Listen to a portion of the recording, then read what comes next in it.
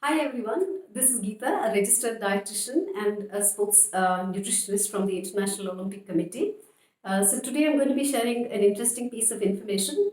Typically, you will hear dietitians tell you what you could eat. So I thought I could share some tips on what athletes or fitness seekers can avoid in order to improve your exercise capacity.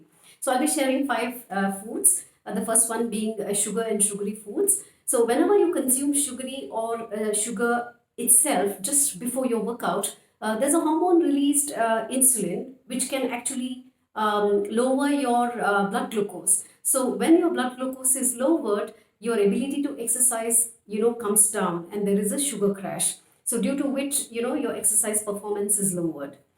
Second food being high fat foods. Now, high fat food before your workout can hinder exercise ability in many ways.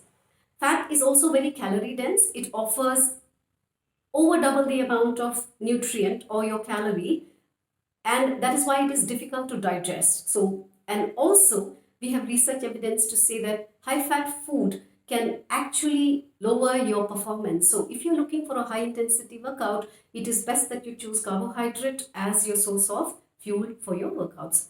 Now the third food, alcohol. How does alcohol hinder your exercise ability? Alcohol can dehydrate you. Also, alcohol can displace your priority to consume carbohydrate or protein rich foods after your workout, where you are not focusing on the recovery of glycogen or the nourishment coming from the right food choice. So alcohol can definitely thwart your ability to recover and reduce your exercise performance. Now, the fourth food I will talk about is the store-bought mayonnaise. I know a lot of our audience, I'm sure, must be using the whipped up soybean oil, which is very high in omega 6. Now, omega 6 is a pro inflammatory food and it's not advisable at all. So is similarly margarine. Now, margarine is again whipped up hydrogenated fats, which is basically very high in trans fats and does not help athletes in any way. Now, the last food will be the artificial sweeteners, quite popular. The minute you say diet, everybody throngs and reaches out to the word diet. So there's, options which can quite be tempting to say if it's got no sugar or sugar free or diet.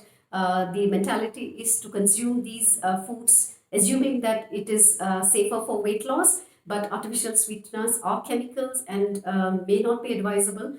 So they do have side effects. So it may not be a good idea for fitness seekers or anybody who's exercising regularly to consume these foods. I hope these tips have been helpful, and do tune in for more tips